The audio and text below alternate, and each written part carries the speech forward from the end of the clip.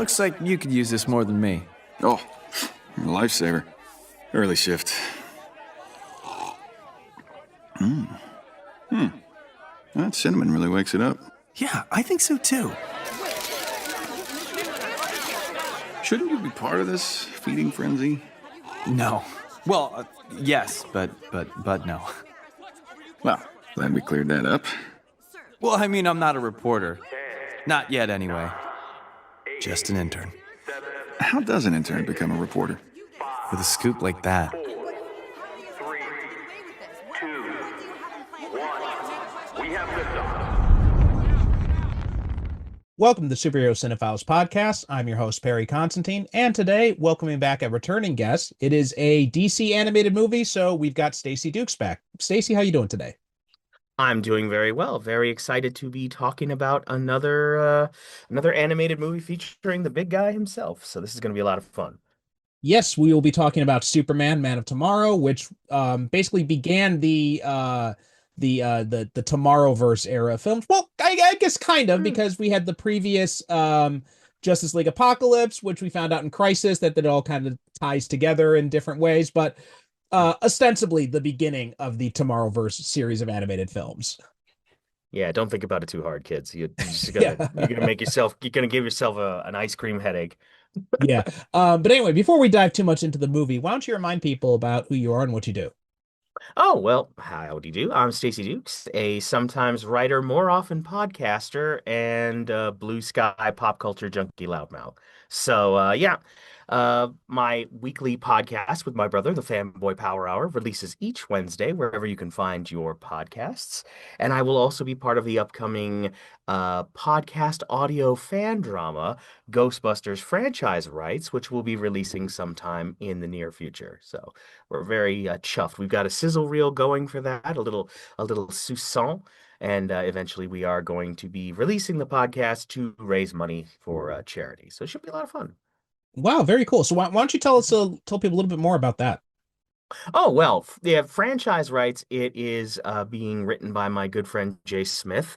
I also did a audio drama with him in the before time of the long, long ago called HG World. It was a zombie survival horror audio drama. It was a lot of fun. So when the time came around to work on a new project, and he is going to be raising money in his area for, I believe it's leukemia lymphoma, but don't quote me on that, unfortunately.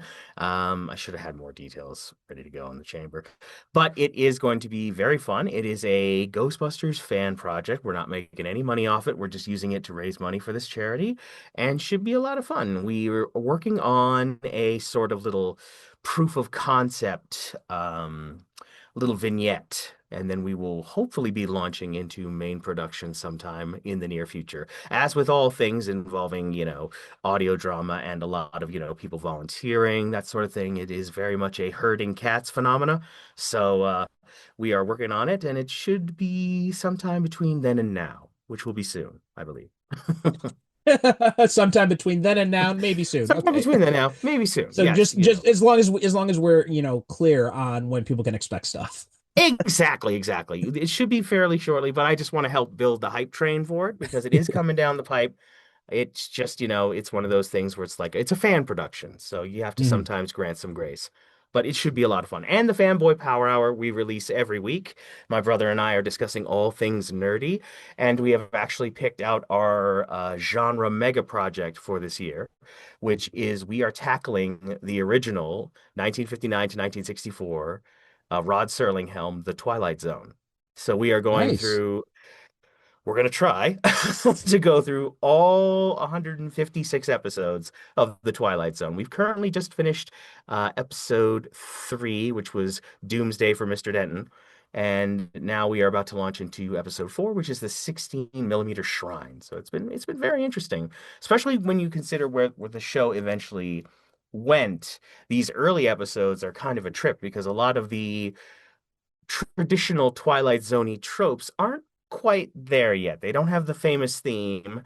They don't have they have a Rod Serling voiceover, but they don't have him himself introducing the scene and setting it for us. He does do some back matter at the end of the episodes where he tees up the next episodes. It's very interesting, and it was pretty cool because, they're definitely using some of the old, like, well, old, but they are using sets that we recognize. Like, for example, for the premiere episode, Where Is Everybody? This gentleman walks into a town that's completely deserted, and when he makes it to the main, town square, we were like, my brother and I looked at each other like, that's Hill Valley. It's literally the set. Hill Valley Gremlins, that classic backlot. I was just like, that's the clock tower. Save the clock tower right there. Very cool. It was very fun. So some fun bits there, and we're looking forward to we're almost to episode 8 of season 1, which is Time Enough at Last, Mhm. featuring your friend and mine, the premier penguin, Burgess Meredith. That's going to be a lot of Oh, fun. nice. And then, we'll make our way through the seasons and see how it goes. I'm very chuffed to give this a try. Our ostensible stop point is the 1983 Twilight Zone, the movie. We're going to cap with that, and then we'll take a breather and see if we want to tackle like the 80s revival, the aughts revival, and then the more recent revival helmed by Jordan Peele. So Mhm. that'll be something that we'll think about. Right now we're already taken on this beast. So we'll see how it goes, and it should be a lot of fun. Yeah, it's a lot. So how'd you find like accessing the content? Was it all easily accessible? Did you have to dig around to try and find some of those The episodes? The original Twilight Zone is still available on Blu-ray. I was able to obtain it. My brother has a copy on Blu-ray as well. Now, if you want to follow along, you could definitely see, I believe it's on Paramount Plus if you're a streamer. I think it should be there. It is a CBS production, so I have to imagine it's there. Isn't After Oh I no, have to, Paramount Plus. Yeah, sorry, I'm getting my yeah, yeah. streaming services and companies No, mixed no up. worries. No worries, no worries. I think it's on Paramount Plus. Don't quote me, unfortunately, as I'm not a subscriber. Up here in the fabled Canadas, we generally get our like CBS related material. For example, your Star Treks through Hulu or Mhm. through City TV Sci-Fi in some instances. So you might have to do a little digging for it. But I do know that the Blu-rays are still in print. I obtained mine from the River website. Um, which if you want to shake hands with the devil, you could certainly do that and obtain a copy of it on Blu-ray, but it's still in print, and I believe you can also get it on DVD. Like if you go to like some of like, Borders books or something like that, you might be able to find copies of it either used, or if you go to any like movie like physical media places in your community, you might be able to find it on DVD as well. So there you go. Okay, very It'll cool. be fun. Yeah. So other than the Twilight Zone stuff, is anything else you've been Mhm. consuming for just your own enjoyment these days? Well, just for my own enjoyment. Well, I have a guilty pleasure, and it is something that I enjoy on YouTube. That is scary paranormal videos on YouTube. Like specifically, like there's this one I've fallen into and kind of done deep dive. It's called Woodland Whispers, where it's like all these camping like in the woods and either seemingly supernatural chicanery or other stuff goes on. So I've kind of fallen down a rabbit hole in that regard. I've also started because I am an 80s nerd.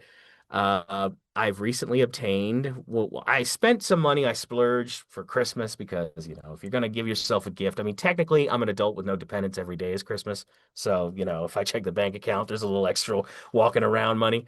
So I bought, and I know, I know this might have severely irritated our mutual friend, RIP to a real one, Derek Ferguson, but I bought the complete Knight Rider on Blu-ray.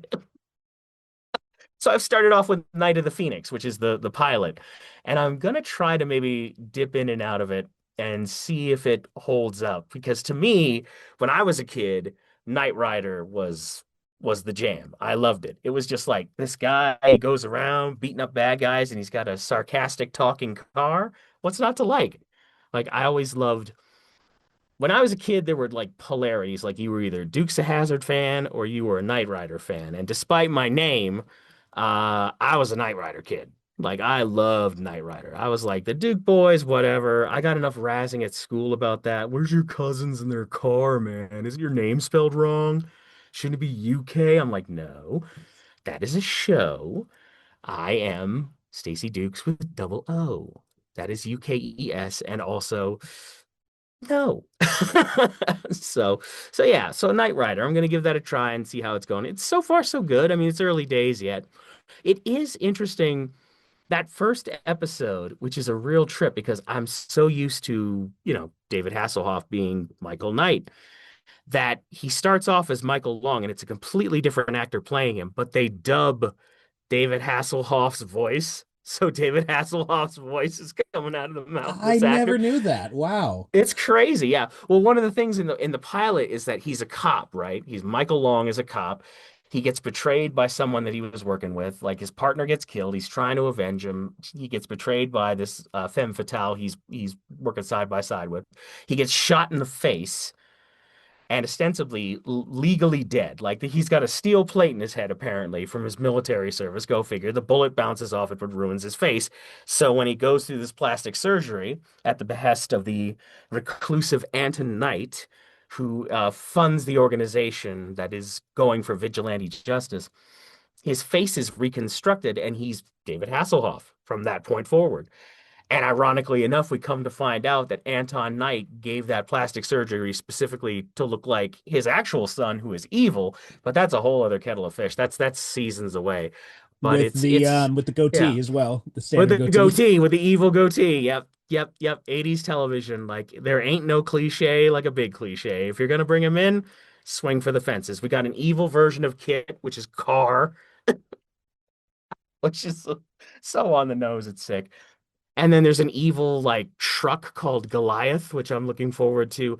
I don't think I ever ran into the Goliath arc, but I am so like I've kind of fallen down a little bit of a Knight Rider deep dive on TV tropes. Like if I'm micro breaking or anything like that, I'm usually like looking up the wiki, like, okay, well, what's this? What's going on? Like I'm not trying to spoil myself, but I'm like, this is interesting. That's interesting. Oh, well, this is what is this? So, it's kind of become a little micro obsession. So it should be a lot of fun. Yeah, I've been curious about revisiting Knight Rider for a long time because I watched the revival or like the sequel series, I guess you call it. The Yeah, brief one there was series season another one. one. That was the one where Um, Val Kilmer was voicing Kit, wasn't yes, that it? was the one with Val Kilmer voicing Kit. Yeah. All Yeah. right. And Did you? it was fun. It was Yeah. I dug it. It was fun. It was like and it's funny because at the time I remember a lot of Knight Rider fans being down on it and I was just thinking to myself, I'm like, have you actually gone back and watched the original one? Because Yeah, the original one. it ain't Look, Shakespeare. I have a great love and affection for how hokey that show is. Like I adore it. It is gorgonzola cheese. But you have to understand that when you go back to it, your memory, your fond memory, your rose-colored glasses might be doing a little more heavy lifting than you might originally have intended. Like, don't get me wrong, Kit looks really cool. That is one of the greatest car designs. I was at the Washington State Summer Con, and I had an opportunity to sit in a recreation of Kit. And that was a moment like it's like when you first sit in the 60s Batmobile, like the recreation of the 60s Batmobile. I was like, I'm gonna need everybody to shut up for a minute. I'm having a moment. And then you realize when you're holding that steering column, you're like, this would never work in the real world. Like this, like doing a turns with this, like it looks cool and futuristic and everything, but you're like, this would be very hazardous on the road. But nevertheless, it looks so slick. And when there's a moment in the pilot, which I argue is one of my top 10 baddest moments, like, and not bad like bad, but like, oh yeah. It's the moment where Michael Knight goes into the facility where they've been working on the Knight Industries 2000. And he's looking around, he's like trying to figure out while all of these lab coats are going in and out of this building. And all of a sudden, the lights all go out. And then you just see the whoom, whoom, whoom, and that is one of the most like the baddest moments. And then like Kit just takes off barreling down at him, stops on a dime. I was like, oh shit, that's amazing. That's like some John Carpenter, Christine stuff going on right there. That was really cool and kind of creepy. But yeah, awesome. Love that show. Yeah. Yeah, I dug Okay, the so welcome remake. to our Knight I Rider thought it was podcast. I know. But I think for a brief window it was on Netflix at the time and I remember going back and rewatching. Oh I think I yeah. watched like the first episode or something. I'm like, Mhm. yeah, man, this is it's definitely of Yeah. its time. It's But you know what the yeah, funny it's thing though, trying to and this is oh I sorry. don't know if you ever knew this, but William Hmm. Daniels, right, who did Kit and also Mr. Feeney Yeah, on yeah. Boy Meets World, Mr. Feeney, Boy Meets World, yeah. um, everybody thinks he's British. but he's not. Right? No, no. He just has a It's just very his the way it's he his dictates diction. the Yeah. lines. Yeah, yeah, it's his Yeah. But diction. he's Yeah. he's from New York City. Yeah, yeah. Like this is just awesome. Like, and he's And it's just funny because so my good. father, Yeah. who was British, like all my Mm. friends in like high school and everything, they're always like, "Your dad is just like Mr. Feeney." I mean, roundabout compliment, but hmm Well, he also kind of but looked like him too, so it was that and the voice too. So, true, true, true.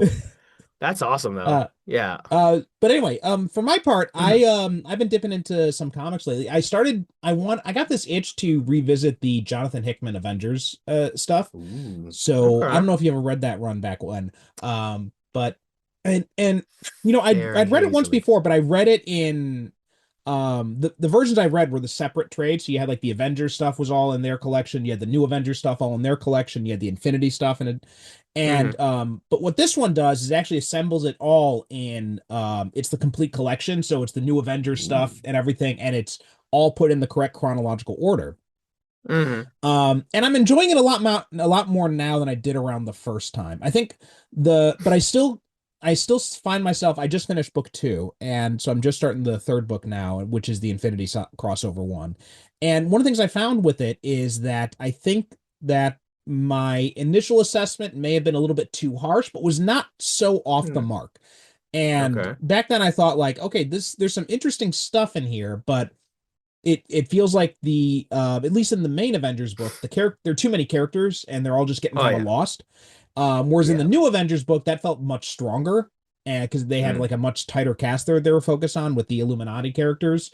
Um, and going back and rereading it now, like there is a little bit more character stuff in there that I'm picking up on in the Avengers book, but I do still maintain that I think he had too big a cast on that, and I don't think we really needed like Mm. the new versions of the new universe characters like Night Mask and Starbrand. I don't think we needed really the Captain Universe character who's kind of like a this quirky kind of Captain Universe character. Mhm. And I really feel like Sunspot and Cannonball, I really feel like it's just he's a huge New Mutants fan and that's why he put them in there, but otherwise Oh yeah. they just feel really broy in there, which makes sense for Sunspot, but it doesn't really fit for Sam so much. No. So there are those little things there that are kind of like sticking out of me. So I still maintain. I think my initial assessment that the new Avengers stuff was the stronger of the two, Mm. and he just kind of like loses focus on the big ideas and loses focus on the individual characters in the main Avengers book. I think that relatively still holds Mm. true. If maybe I was a little bit Yeah. overstating it the first time around. Right on. Right on. Yeah. Yeah. Yeah. I do think that, yeah, putting my head on it, I do kind of like the idea of Sam as an Avenger. Because I Oh, I love the do idea think of that it. Yeah, I but think that, yeah, I think in a later version, like maybe swinging back around to it, it's kind of like how I believe they've invited Storm to be an Avenger, which I thought was an she's been interesting, twice. yeah. She was on Yeah, she's at the end of Bendis's run, she mm. was an Avenger. And then in Jed McKay's run, she joined the team as well. Yeah, yeah. I think that Storm, quite honestly, should lead the Mhm. Avengers. I think that would be really cool. It's kind of like when T'Challa and Aurora joined the Fantastic Four. Mhm. When Dwayne McDuffie was writing it, I believe. That was a really fun run.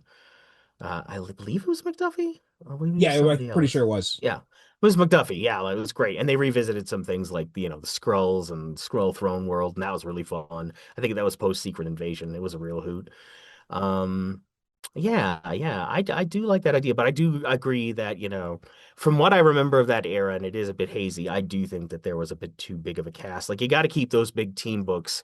You got to have it lean and mean. You got to have like a big seven lineup, if that. It's Yeah. like, what power players do you want to bring to the table? I mean, you could have like maybe two or three of your personal, like, ooh, I really want to blow up this particular, second tier character spot.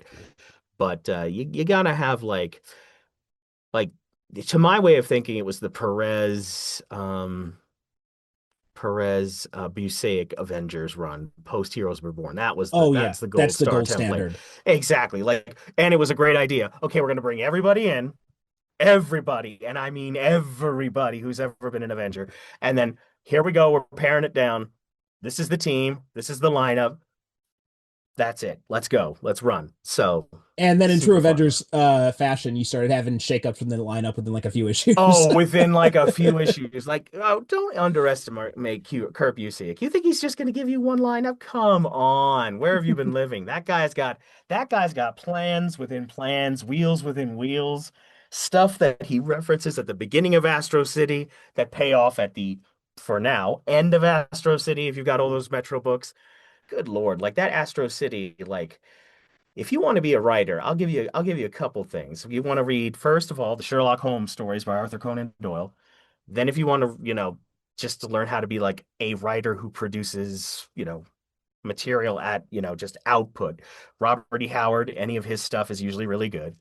And then I would recommend, you know, Kurt Busiek, Brent Anderson's Astro City, because good Lord, like you want to talk about planning storylines in advance, like there's stuff in the first issue that pays off later on down the line. It's fantastic. Right. All right. Very cool. So today we are talking about Superman Man of Tomorrow. So Hmm. 2020 animated film, which kicked off the Tomorrowverse, and this was well, we've talked a little bit about the Tomorrowverse stuff in the Mhm. past. Like we covered Long Halloween on here, which was the Batman entrance into that. Um, you were on here when we talked about Crisis on Infinite Earths, which was Crisis, yeah, the end of it. Which yeah, we had kind of which mixed opinions on that. a bit abrupt, Um, but right. We also had you on to talk about the Justice Society World War II one, which is oh also yeah, part of this universe as so much well. fun. Yeah, and that was a lot of fun. And but this is one that you hadn't seen, I believe, and I think I'd only seen like a little No. bit of it. So this was kind of but so going back to, I mean, overall, what kind of was your overall assessment of the Tomorrowverse?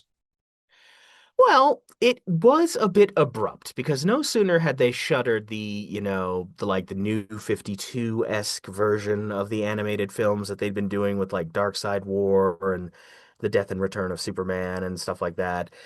I hadn't watched those extensively. I was looking forward to Death and Return of Superman, which I feel was really good and in many ways streamlines the story and makes it in many ways a lot better. Like I like the I'm blanking on his name now that of course that I need it, but the actor who played Superman in those movies, which I'm going to find, do not fear. Everybody take a minute, talk amongst yourselves. Jerry O'Connell. Yeah, Jerry Yes, O'Connell. yeah. Yeah. Yeah, who has also, played a comedic turn in Lower Decks, but as Superman was really good too.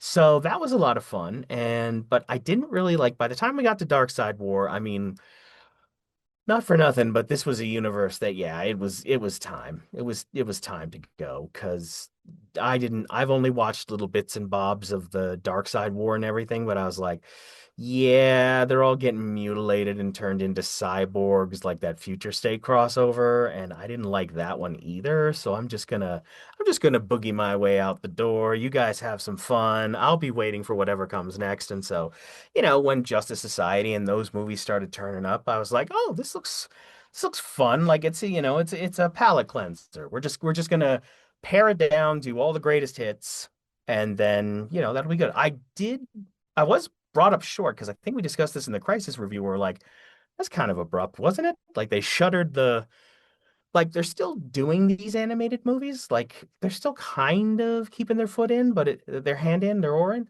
But yeah, it's weird. It's like this was just all of a sudden they had the universe and then they blew it up, which was which was a point of mild puzzlement for us. So, but overall, my view of the Tomorrowverse is fairly positive. Mhm. I liked, I liked, I won't bury the lead. I liked this one. I liked, Justice Society. Liked Crisis. I thought Crisis was amazing. I mean, it had the Atomic Knights for God's sake. I mean, the moment that they appeared on screen, I was like, you've won me. You've got my vote forever. If James Gunn is listening, if he somehow finds a way to work the Atomic Knights into like Suicide Squad or something like that, that would be amazing. But yeah, and I liked the Green Lantern one in Darkest Night. That was pretty cool. I liked the swerve that came up where it was like, oh yeah, oh yeah, that's pretty cool.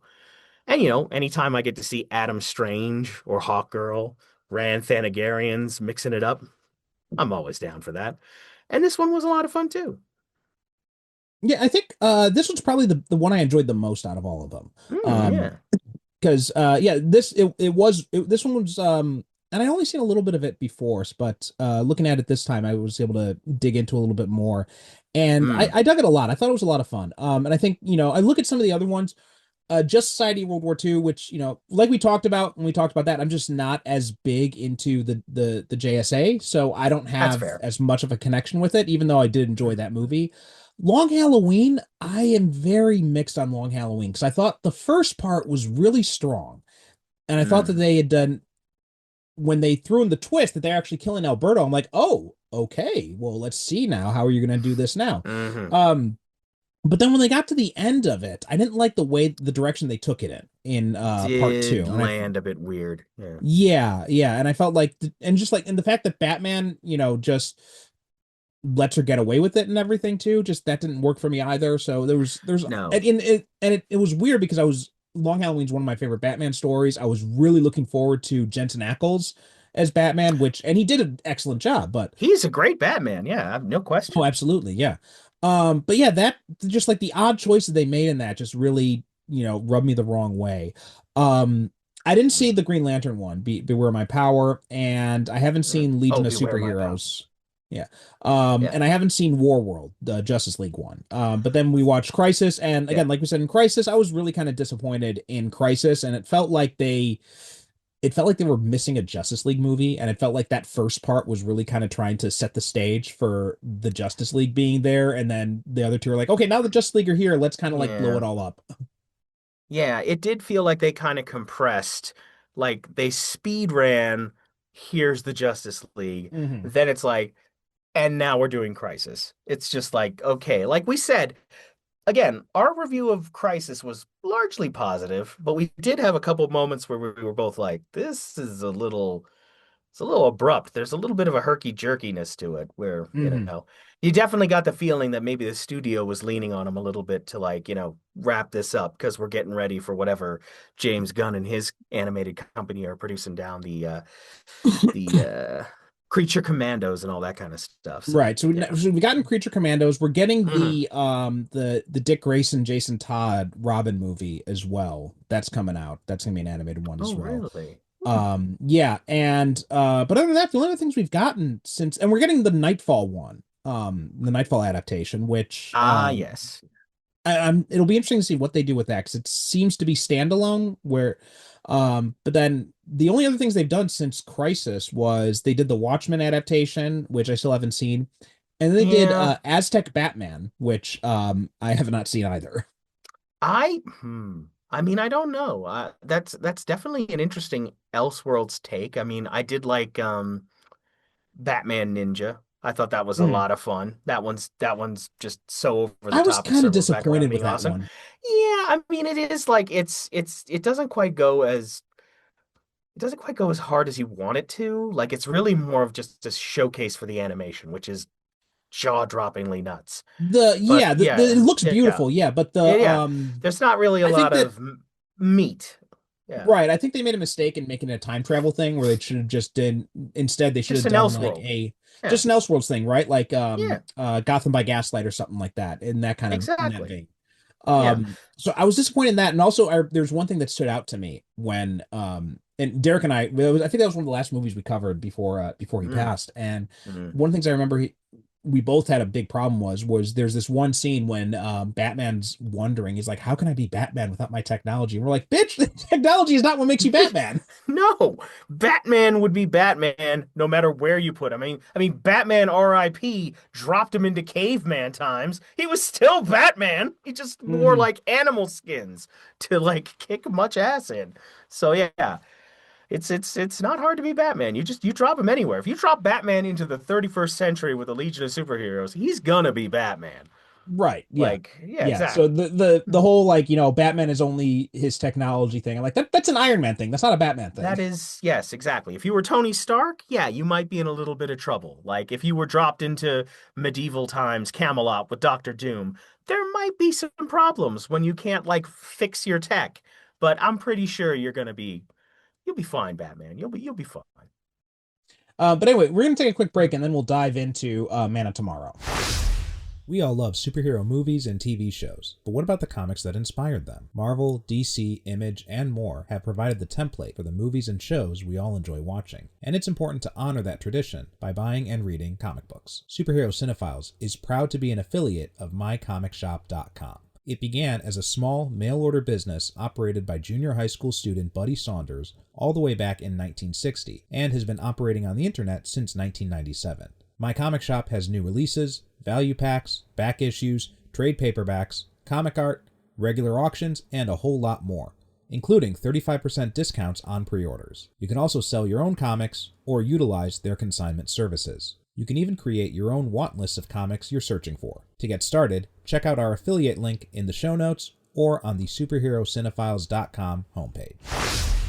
Blast off into a new universe with Corsairs, a new sci-fi space opera serial by me, Percival Constantine. In these adventures, join the crew of the Corsair, a group of intergalactic mercenaries, as they struggle to survive in the depths of corporate-controlled space. If you're a fan of Firefly, Cowboy Bebop, or Guardians of the Galaxy, then you're going to love Corsairs. Subscribers to my Patreon get 2 new episodes a week, while free members get 1 new episode a week starting in December. Patreon offers new subscribers a 7-day free trial, but I'm also throwing in another perk. If you sign up with the coupon code SCP, you'll get 90% off your first month. So visit patreon.com/Percival Constantine and join in the adventures.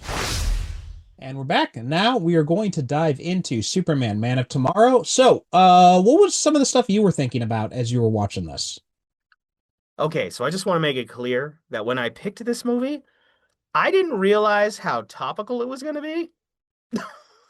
I didn't realize how much it had to say about immigration, Superman as the immigrant, and also Superman as somebody who's kind of struggling with his identity and his heritage as a Kryptonian living amongst humans.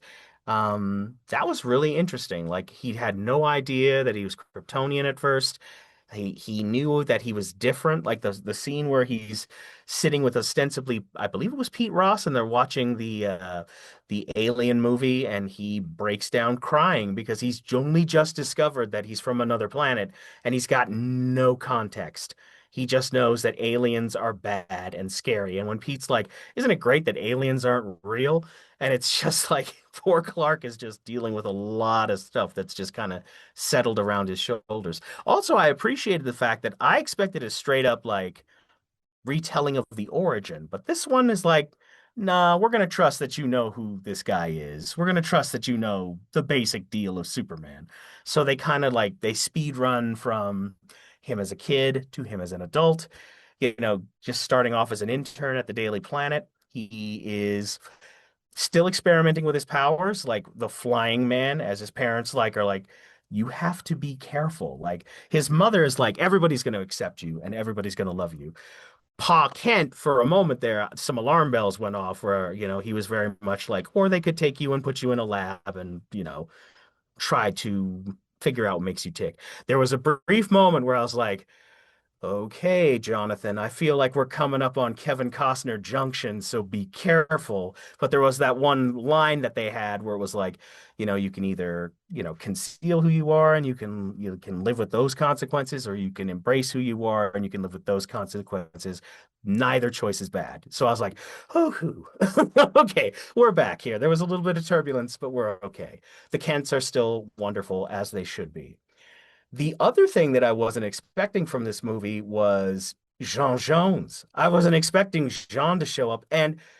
But now that I think of it, that's actually a great idea, where Jean is like Clark's mentor. Like, he's an alien who's been living among humans for maybe a bit longer than Clark has. And unfortunately, he's taken it the other way because unlike Clark, who as a Kryptonian looks very human and can pass for human, Jean very much does not. I mean, he can shapeshift, but that's not really who he is. He can't live as his truest and most authentic self.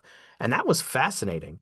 And it's just like, you can just live. Just live your life. You don't have to do anything. Like, just stay undercover. That'll be fine. And Clark's talking with him when they finally meet. Like, that's not the way I want to live. Like, I can get out ahead of this. Like, they already see me as some sort of champion.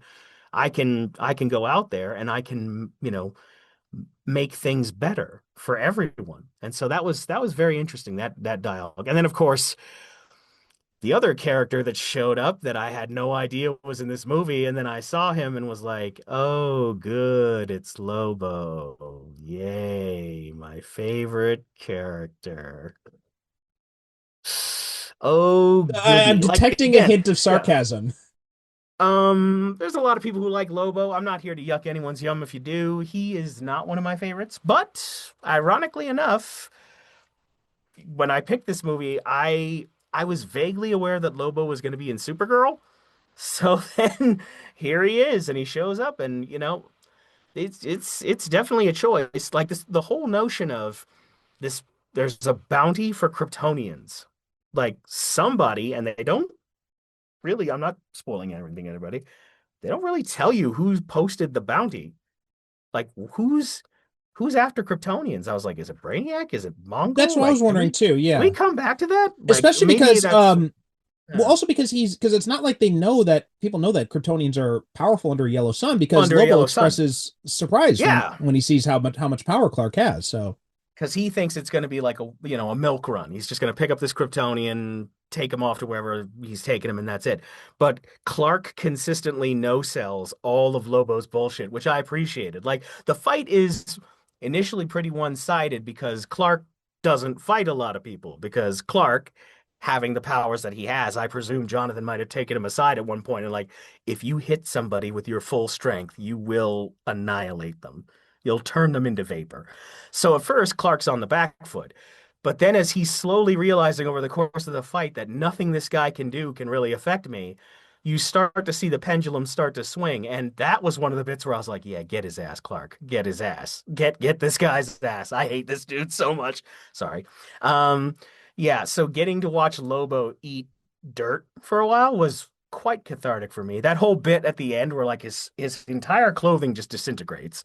And so he has that one moment where he like stops to fucking fuck with to fuck with Lobo and then punches him out. Oh, that was Christmas. Yeah, it's really good. And of course the whole another thing that I liked and we might save a little more detail for further down the road was the parasite. Never considered the parasite to be a cinematic worthy villain until now where I'm like, oh shit, we could really mix superheroes and horror in this one because the parasite in this one is pretty terrifying. Like poor Rudy Jones, like first of all, he's different from the classic comics version where a lot of like Rudy's either just an outright jerk or in the Jeff Johns Superman Year One yeah, stuff the with Gary secret Frank. origin. Yeah, Secret Origin, yeah. He's kind of a mooch, like he's taking Clark's lunch and all this kind of stuff. Like, but this Rudy Jones is actually a nice guy. You feel for him. He's got a wife, he's got a baby daughter, he's got another one on the way. He seems like a good dude, and then just through no fault of his own. I mean, that was almost a bit out of Sam Raimi Spider-Man movie where this poor, likable schmo working in a laboratory, gets the goo, falls into a vat of electric eels, and then we've got us a supervillain. We got a plot. yeah. And I was yeah. very surprised by Rudy as well because Hmm. like he's a villain that has never really seemed to have a whole lot of depth to him. He's just someone who shows No. up for Superman to fight basically, and Hmm. um and I was thinking of the Secret Origin comic, especially because I had recently talked about that back in the summer. I was on Digging for Kryptonite Oh talking yeah. about the whole Jeff Johns Superman stuff, and yeah, Rudy was very unpleasant in that. He's really kind of like a dick, and he's like taking advantage of Clark and all this. So when I saw him in this, and I saw like how him and Clark established this kind of friendship, and he's very like and how likable and sympathetic he is, I'm like, man, this is a Rudy Jones I wish I saw more of in the comics. Yeah, it's weird. And even in Superman the Animated Series, Rudy Jones is a straight up creep. Like there's that one episode Mm. where he crosses over and he teams up with Livewire. And there's definitely an undercurrent in that one where he's like trying to get at her to absorb her power in a very, very creepy way where it's like, okay, Superman, you need to come in here and yeah, you need to belt this man because this man is getting real uncomfortable. So yeah, he's always kind of been like, and he's been a jobber villain. Let's be honest. He's largely there temporarily cause an inconvenience for Clark, kind of get him down, because of course, Superman's biggest problem is that, one-on-one, let's be real. Unless you're from Krypton, unless you're Doomsday, or unless, you're somebody in the big leagues, Superman's not generally sweating you. Like if you're Helgramite, you're done, bud. It's not even, why are you even here? But he does provide that whole notion of like, as he drains power, he also drains knowledge and memories. So there's that one bit where he's like, "Oh, you're Clark Kent." Like, and of course, in the Parasite episodes in Superman the animated series, he kidnaps Clark Kent and like keeps him in a basement dungeon somewhere so that he can keep draining his power, which is interesting and creepy.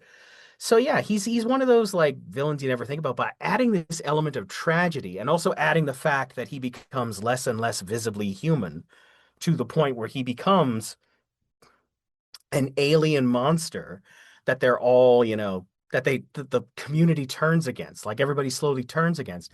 And Rudy, kind of like Seth Brundle in The Fly, like his humanity keeps getting buried and buried and buried. And also the fact that he's absorbing knowledge where like when he attacks the pharmacist, he's like, "I need fentanyl. Like I need painkillers. I know what to do now."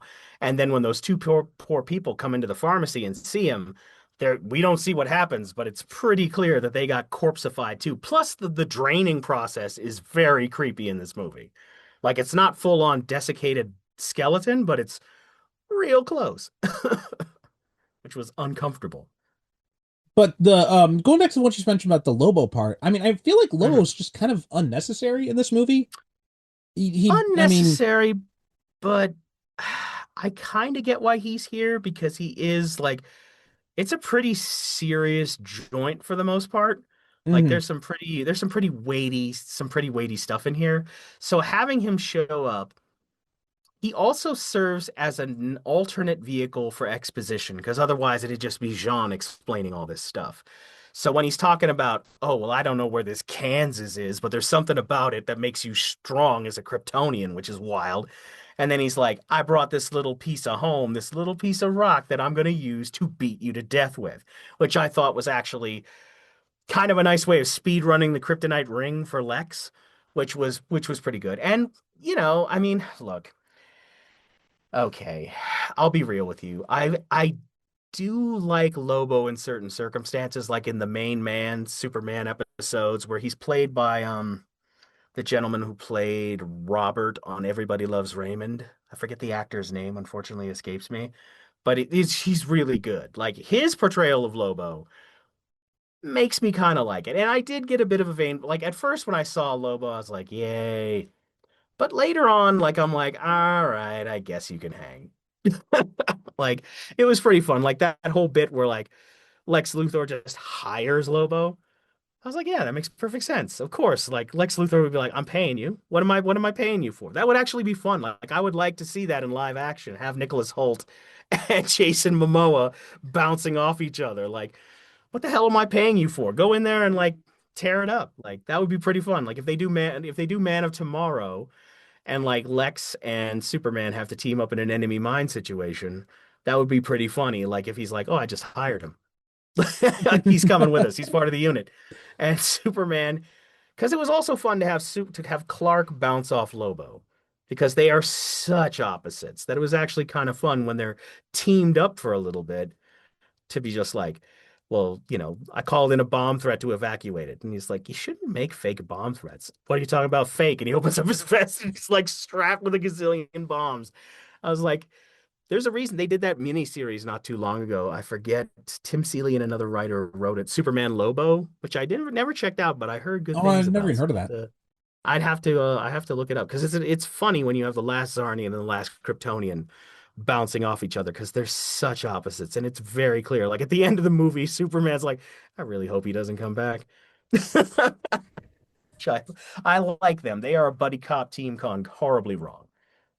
Yeah. I didn't like the idea that Lobo is using, that Parasite was created from this grenade that Lobo threw, Yeah. though. I mean, I like the idea that Parasite is a result of Lex and like Lex, mucking with stuff, especially because of the way it's presented here. How we see Lex Luthor as like, and we see like this power aspect of it and Luthor, and then we see the opposite in Rudy. So I really feel like that would have helped drive home that theme, like Superman, fighting for the common man a little bit more if it was Yeah, Lex's manipulations that had led to Parasite. But that it even it not is necessarily interesting. Yeah. even not necessarily intentionally, but just like, Rudy gets infected by some stuff that Lex is mucking around with or something. Yeah, because in the classic origin, he's looking for what's ostensibly like payroll in this lead chest, and then he exposes himself to radioactive isotopes or whatever, and then gets turned into the parasite. Hmm. So yeah, you initially think that when you see like when he's talking to Clark as the coffee boy, and he's like, "Yeah, I heard there's like these like restraint cells and all kinds of weird science stuff down in the basement, man," and you're thinking, "Oh well, here we go. He's gonna, lead Clark in there, and then." There'll be a kerfluffle or something, or maybe later he'll like be cleaning up down there and he falls into a vat of chemicals and mayhem ensues. The fact that it was the biological EMP is pretty interesting though. And I did like how Lex explained it later on in the scene where he's like, yeah, it's a biological EMP. It's designed to drain anything that it comes in contact with and leave it vulnerable and weak. And so that was interesting. But yeah, I do agree that Lobo is the implementer of the plot. If we didn't have Lobo, then Rudy doesn't get exposed to the whatchamacallit unless we did a complete rewrite. So, for the purposes of this movie, I would allow it, but in future stuff, yeah, they didn't really establish that like the Lex Superman dynamic until the last minute where it's like, "Oh, well, I'm just gonna enslave the both of you anyway because now that I've got the kryptonite laser, guess who's in charge?" And it was interesting. Although I do like this version of Lex because at first I was like, "Where do I know this voice from?" And then I was like, "Oh my God, it's Zachary Quinto." Like perfect casting. Like he's just got that voice that's just like smart, but also just this side of total D-bag, which I really appreciate for Lex. Lex should always have this underlying veneer of condescension. And like even this version of Lex, who's honestly a bit of an anti-villain, like he does seem to have some qualities where he does want to protect Metropolis, but he is still very much an asshole, which I quite liked. I liked how there was that brief moment where it's just like, he's just standing there with Superman. It's just like, I can't launch you into space. You are a fragile egg right now. If I did that, you would die. So here's how we're gonna do it. Here's how we're gonna play it. And he lays it out for Superman. And I also like the bit where we haven't had a chance to talk about Lois much in this, but Hmm. Lois is really good too.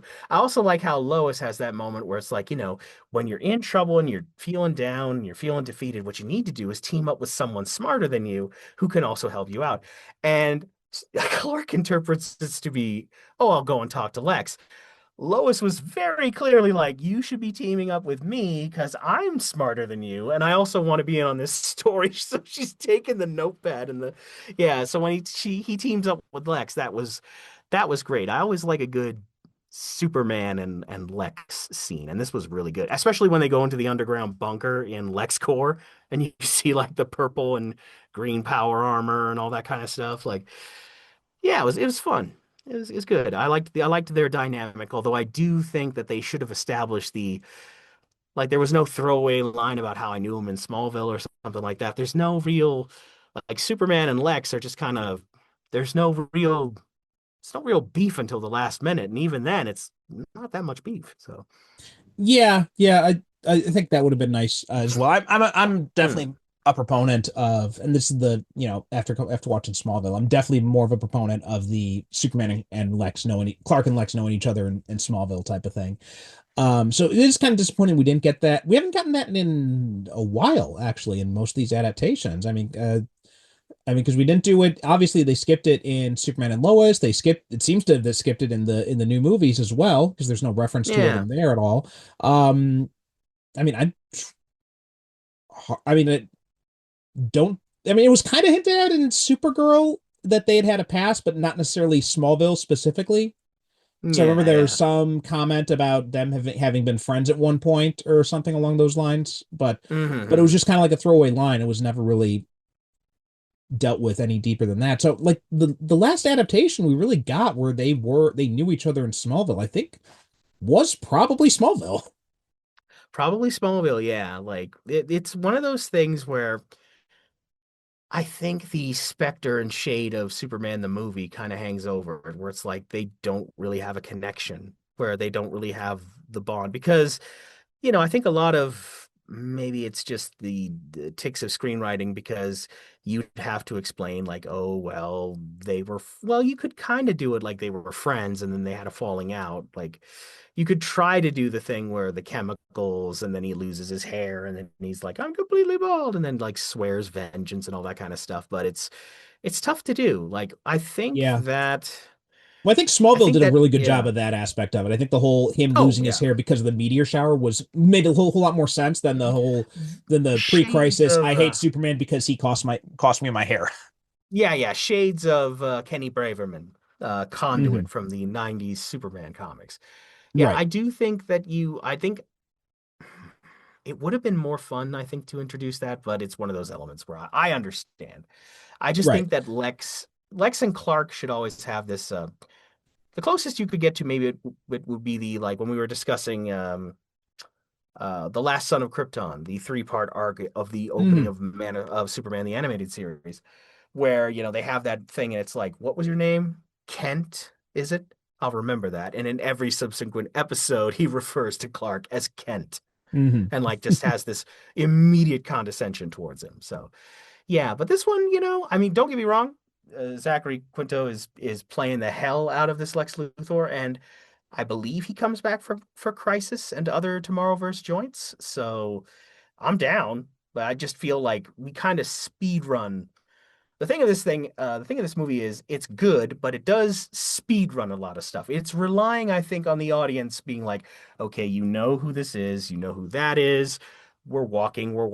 Do you want to enjoy this like 86-minute film or not? So they're Yeah, just and I saying, think that's as much as I do enjoy this film, I do feel like the fact that I do feel like there is this push and pull with the hmm studio over the idea of like, well, it's a new universe. We have to do an origin story for Superman. And I feel like the writer didn't feel it was necessary. Who Tim Sheridan, who also wrote the Death of Yeah. Superman. So I really feel like he's done more experienced Superman. So you kind of get this Mhm. feel like he's like, all right, let's just kind of speed through this.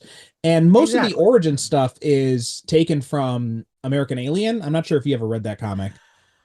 Um, I haven't read that one. The one that I got the most impression, I was like, oh, so this is a Man of Steel joint. This is a John Byrne Man of Steel, because that's literally the Constitution when they launch the rocket and he jumps up into the sky to save it in his jacket and jeans and like, See regular the whole clothes. flying man stuff and the him struggling with like the immigration metaphor and all that comes right out of American Alien. So Oh, well. yeah, so all that came out of which is Okay. an interesting book, problematic Hmm. because Max Landis wrote it, and there's stuff about him. Yeah, yeah, exactly. Yeah, I know. That guy is problematic. Yeah, yeah. But Oof. it's a decent enough comic. It was I wouldn't say it's my favorite origin. I still think that'd be Superman Hmm. Birthright, but it was Oh, pretty solid. Birthright's the goat, yeah. Birthright's the goat. Absolutely, yeah. Hmm Which and Wikipedia cites Birthright as one of the basis for this, but I wasn't getting a Well, whole lot of Birthright vibes from it myself. I really felt like it was much more of an yeah. American Alien adaptation. The closest we get to Birthright vibes is when Jean unlocks the Kryptonian historical repository, and you see Jor-El and Lara, and you see like Kryptonopolis or whatever. There's a little bit of DNA from Birthright there, but yeah, not a whole bunch. Um, Yeah, I did I like the do. idea that John is the one. I like John as a mentor figure in here, and I did like hmm that aspect of him, showing this other side of what it's like to be an alien on Earth. Because, like you said, hmm yeah, he can hide, but he can't live as himself. Like Clark can Yeah. live as himself. John always has to hide, and so that aspect hmm of it I thought was really I like that showing that different side of it, but him being the one who unlocks Clark's history with Krypton, I didn't like that as much. I think that's another aspect of this kind of like we have to speed run through this kind of stuff. Yeah, unfortunately, he does do a throwaway line of how he touched Clark's mind when he was a baby and accidentally absorbed that information and left Clark without his memories of Krypton, which at one level I was like, okay, so you know the language and stuff like that. On another level, I was like, dude, you went into this kid's brain. Like Jonathan even mentions when he goes into his brain, like, yeah, just don't do that again. Don't go into my head. And it's just like you come from a society where telepathy is natural as breathing. But for us who value our mental privacy between our ears, that's messed up, dude. And also, you did that to a child without consent. So we haven't really talked about that. And then he does this whole bit where it's like he fakes his very real screaming, shrieking death in front of Clark, and then just comes back later and just like, oh yeah, I telepathically fooled you and him to think I was dead. And Clark doesn't immediately pump the brakes and be like, dude, I thought you were dead. I'm the only alien on this planet that I know of, except for you, and you died in front of me, left me traumatized for like ages. Like, come on, man. Yeah, that and again, that's another aspect. I feel like there's good elements in here, but I think that as much as I do enjoy this movie, I do feel like when I reflect on stuff like that, like John's role, like there's ways they could have used him better, and Oh yeah. I'm just not a fan of him getting the knowledge that way. I like the Mm. idea of him having to do like some kind of journey to get to understand who he is, and as opposed to just having this like a magic finger or something. Yeah, yeah. Basically, yeah. Like he's I mean, but ET. again, we are kind of limited in time for that too. So I Hmm. get that, but which is another reason why I feel if we had sacrificed the Lobo stuff, we could have done a little bit more of Clark discovering Maybe, yeah, but I maybe. think Yeah, that this so one, I think this movie had a particular flow and a particular beat to get to, which is of mhm. course, Clark coming to terms with his heritage and letting people know like it's all leading to the scene on the bridge where like Lois is filming kaiju parasite attacking the nuclear power plant, and they have that moment where Clark does the speech where it's like, this isn't an alien. I'm the alien. This is Rudy Jones. He's the victim of a horrible accident. And like, we can't be afraid. Like, I'm Superman. I'm also Kal-El of Krypton, and I come in peace. Like, and there's that moment where, they have that moment where all the people on the bridge are like, kill it, kill the monster. And he's just like, no, this is a good person in here. And he's like trying to reason with Rudy. And like, that's a good moment. That's the moment. That is the mantelpiece of this whole thing. The load-bearing structure is getting to that moment where Superman embraces his heritage and lets people know he's an alien, and he tries to do the sacrifice play to stop Rudy from attacking the people on the bridge, and then the nuclear reactor goes into meltdown, and Rudy either, it's kind of left a little ambiguous as to whether Rudy's humanity resurfaced in that moment. Um, like he kind of has that moment where he's remembering everything, but you're not 100% sure if he went over there because he's sacrificing himself or just that his power has gotten so out of whack that he needs that energy fix to the point that it literally dissolved him to dust. Because there was that one moment where he like turns to granite, and I was like, oh, this is going to be like a Ghostbusters joint. Like they're gonna Superman's gonna pull him, crack that open, and Rudy will be inside. But no, he just fully on dusts in the wind. Where I was like, okay, that's a bit dark. I thought we were gonna button this with a happy ending where he goes home to his family, but I Especially guess, because yeah, his ooh, wife is still yeah, pregnant back. yeah, his wife's pregnant, and they're just standing on the bridge, like, I was like, are just you could have, you sure not want to give me one more pass on that script where we Yeah. have a happy ending for that family? But okay, no, I guess we're Superman didn't quite save the entire day. He saved about 80% of it, but it's his first week. So maybe we cut him a little bit of slack for that. But to echo something else you'd said before, like I really dug Zachary Quinto as Lex here as well. Oh, a I think thousand he was percent. probably my favorite part of this movie. I thought Oh he yeah. I feel like Nicholas Holt was maybe taking some notes when he was preparing for his version of Luthor, because I really feel like there's some continuity there between the two versions here.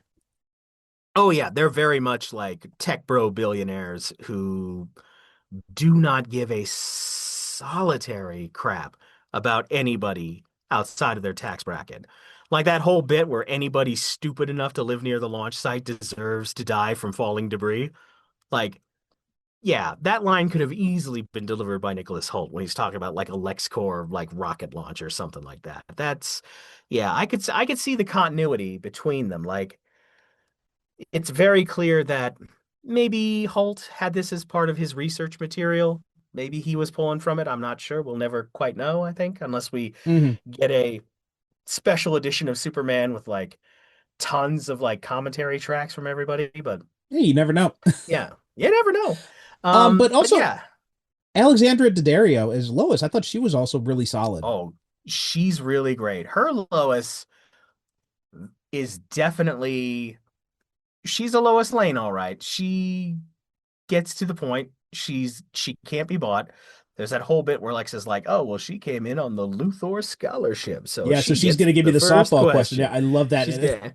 And Lois is like, "Nope, you, sir, are a fraud." And it's just like, and she's got the tape recording because, of course, Lex would take her out on a date because, of course, he would because he's Lex Luthor. He's an idiot narcissist. He's the smartest idiot around. Like nobody shoots themselves in the foot like Lex does. So it's great to watch him eat dirt when Lois has the drop on him. So that was great. And then immediately, like Mercy crunches the phone, and then she's just like, "Oh yeah, well don't worry about it. I've got plenty of copies." She's just Mhm. not bothered. Yeah, and the bit where I mentioned earlier in Clark's apartment, where she's basically setting him up. We can share the byline, and then Clark's like hustling her out of his apartment, and she kicks the door open. He's like, it wasn't locked." She's she's definitely a character. And also I we liked had her a whole Neil bunch. Flynn and Bellamy Young, and I gotta say, as a Scrubs fan, it was really cool seeing two Scrubs alum playing the Jonathan and Martha Kent. Oh yeah, yeah, that's true. That's true. That's Yeah, that's Bellamy that's. Young, Neil Flynn was obviously the janitor, and then Mhm. Bellamy Young, she played Dr. Miller on a few episodes in the third season. Oh wow, very cool. Well, the Kents were amazing. I loved the bit where Martha makes the costume. It was awesome because she's like, you need something that can survive. This is the only fabric I know that's been to space and back. So she opens it up and it's of course the outfit.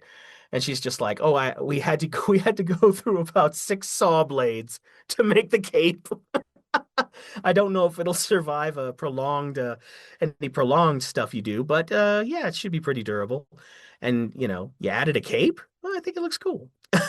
Just I love that. That nice Batman, which I thought was pretty great. That nice Batman. Unlike the Superman the animated series where Martha's very much, I don't want anyone confusing you with That that nut from nut from Gotham. Gotham's Got City. Yeah. Lovely. And then there's a brief cameo of Batman in like Lois Lane's research material. Her note on it is nice cape. Hmm. Loved it. So yeah, and then we had Darren Chris. I mean, I thought he did okay Mhm. as Clark Kent. Yeah, And not he's a not solid. really not my favorite, but not my least favorite either. Just yeah, solid. Mhm. Yeah, yeah, he's a solid. My go-tos, of course, for Superman will always be Tim Daly or George Newbern. Like those Hmm. guys, they get it. They're locked in. They're dialed in. Tim Daly Yeah. will he Tim Daly never has to pay for drinks at a con, as far as I'm concerned, because he is very much the you know, Kevin Conroy of Superman. Like Yeah. his portrayal is amazing. Like one of my favorite bits of business with Superman will be when he accidentally tore off the wing and he's like, "Nice one, Clark." Like, like he brings the humanity to Superman. Darren Chris, he's doing a good job. Like he definitely portrays a young Superman who hasn't quite gotten there yet. And he was Music Um, Meister in that Flash Supergirl musical two-parter. get out of town, really? Yeah, yeah, that was him. Oh, Yeah. that's awesome. Like I knew him when I looked at his picture. I'm like, I know this guy from somewhere because I was looking at all the actors playing the various roles. It's like I know this guy from somewhere. So yeah, that probably explains it. But yeah, he They were does a all in good Glee, I job think, with it. weren't they? Because I know I he was in Glee. I think think he was. Grant yeah, I think Gustin was. Yeah, Grant Grant was in Gustin Glee. and Melissa Benoist, I think, were in there too. Really? I Okay. think Well, so. I'm yeah. pretty sure. Well, they can both Um, definitely carry it too. And I remember that much. well, then we had some slight, alterations to the costume. Hmm. Yeah, I didn't like the black belt. I feel like that's a weird design choice. Yeah, and the S belt buckle, I was like, I kind of like it, but It's a it's little a little, redundant. it's a little too big. It's a little Superman Returns, which is not my favorite look. And look, I know I'm being an unreasonable nerd hard ass, but I'm like, the cape needs to have the yellow S. Like that's one thing that for Superman the animated series. It's my one note. I'm like, why no LOS? No yellow S. Like I get it. It might be a bitch to animate, but it's like, come on, man. Come on. You're 2/3 of the way there. You didn't you biffed it on the finish line. Like as far as I'm like, there's just a little hard ass part of me that's like, come on, man. Who are we kidding? Like they even put it in Superman 2025. I'm like, yes, Which was I the know we're first in time they good did it hands now. in it. Yeah, it was the first time they did it since before the animated series because Yeah, exactly. they couldn't animate Yeah, it. I know, right? Like, so strange. But, that's my one note with the costume. The costume otherwise is really good. And I do like it takes a couple passes before we get there. So, Hmm. and then when we get it, I'm like, yes, all right, cool. I like it. I dig it. Okay. Yeah. So overall, I mean, a pretty solid film. Yeah. It's kind of a shame that we didn't see the whole Tomorrowverse is just very uneven, and I wish we had seen more Hmm. stuff that was more in line with this. I mean, obviously we've got a few quibbles, but it's nothing major. I think overall it's a fun movie, and I think it kind of set expectations a little bit too. If anything, it set expectations a little bit too high for the rest of the Tomorrowverse. Mm. To be fair, yes. Yeah, it's a fun time. I would say it's a solid B plus, very good, very strong.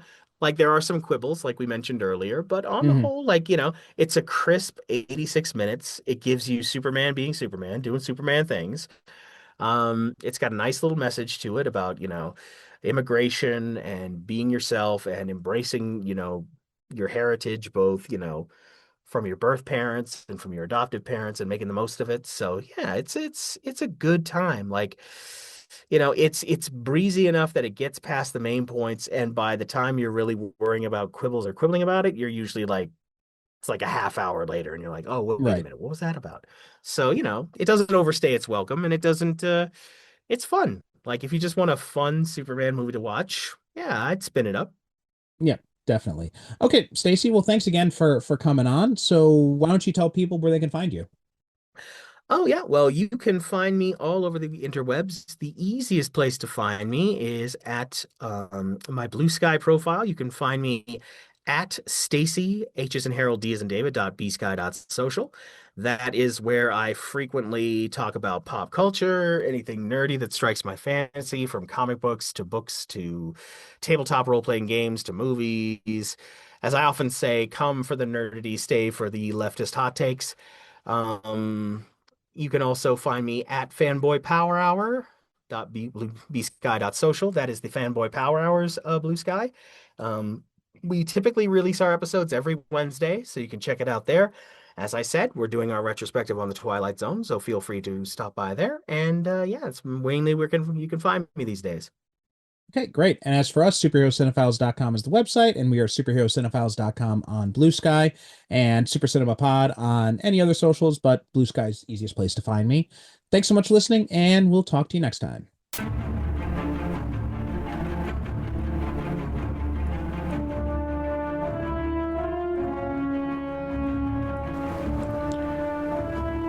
Thanks for listening to the Superhero Cinephiles podcast. Superhero Cinephiles is produced by me, Percival Constantine. The show is created by myself and the late great Derek Ferguson, our host emeritus.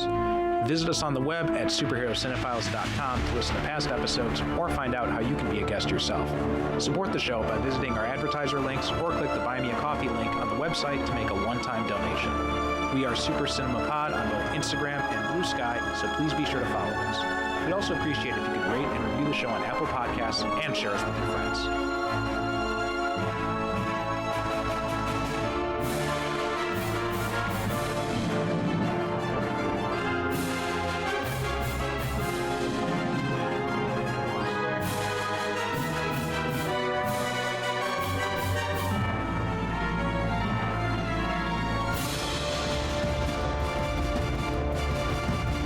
Thank you for listening. And as always, Good night, good evening, God bless.